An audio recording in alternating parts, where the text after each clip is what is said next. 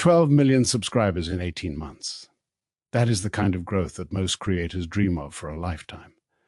But for Luke Nichols, the face of Outdoor Boys, that dream quickly turned into a logistical nightmare. Imagine earning 8 figures a year only to realize you can no longer take your kids to the park without a security detail. The story of Luke Nichols and the Outdoor Boys is one of the most fascinating case studies in the history of the creator economy. It's not just about camping in the snow or building primitive shelters, it's a story about the intersection of modern celebrity, the weight of digital success, and the quiet dignity of a man who decided that his family was worth more than a multi-million-dollar empire. The accidental empire. Life as an influencer. For most people, the word influencer conjures images of curated aesthetics, neon lights, and sponsored energy drinks. Luke Nichols was the antithesis of this. A criminal defense attorney by trade, his journey started almost as a hobby. His first channel, Catfishing and Carp, was a modest success, but when he pivoted to Outdoor Boys in 2015, something shifted.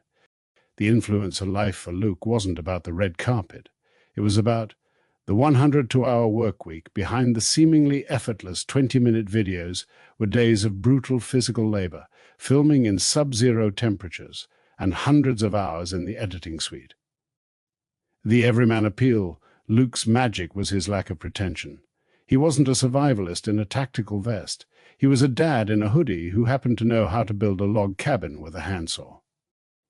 This authenticity created a parasocial bond with 15 million people, a bond that eventually became a double-edged sword.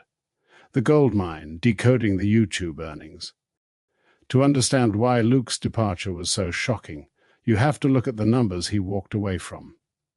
At his peak in early 2025, Outdoor Boys was a financial juggernaut. While YouTube creators rarely disclose exact figures, we can estimate based on his 100 million-plus monthly views. With a total estimated net worth of approximately $9 million, the creator generates substantial monthly revenue primarily through YouTube AdSense, $400,000 to $1.2 million, followed by brand sponsorships, $100,000 to $250,000, and merchandise sales, $50,000 to $120,000.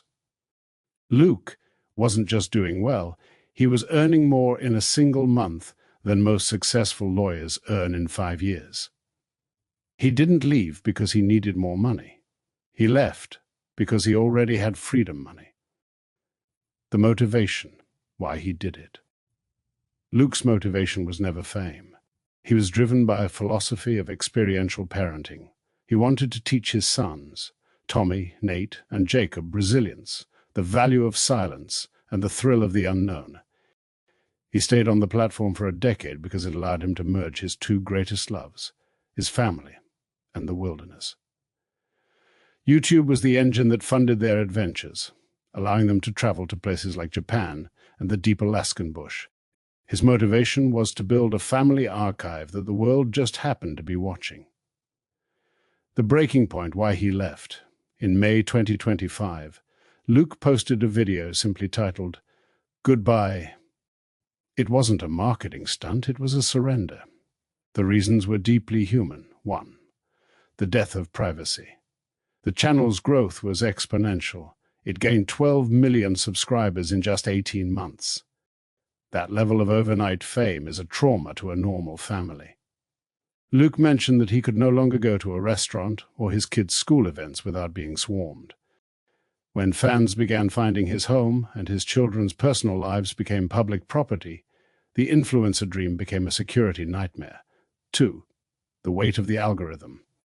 Luke admitted to working 100-hour weeks.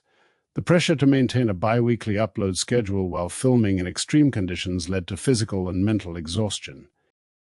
He realized he was becoming a content machine rather than a father. 3. Protecting the next generation. His oldest son, Tommy, was approaching adulthood.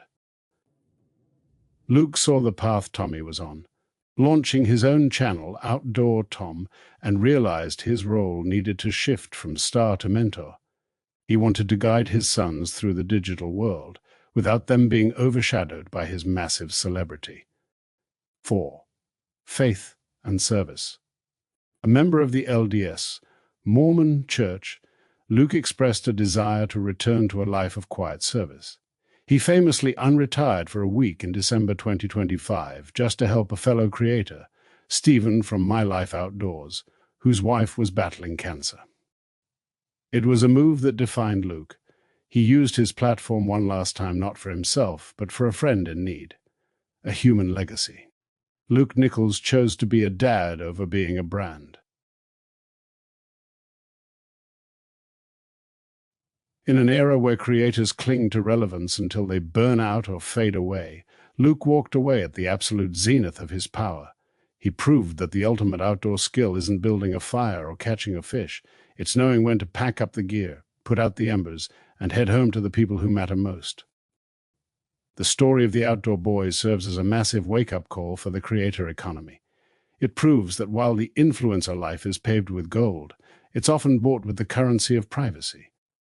Luke Nichols chose his exit strategy before the platform chose it for him.